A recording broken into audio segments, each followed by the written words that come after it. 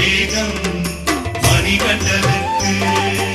இருமுடி கட்டு சபரிமலைக்கு நெய் அபிஷேகம் மணிகண்டனுக்கு. இருமுடி கட்டு சபரிமலைக்கு நெய் அபிஷேகம் மணிகண்டனுக்கு.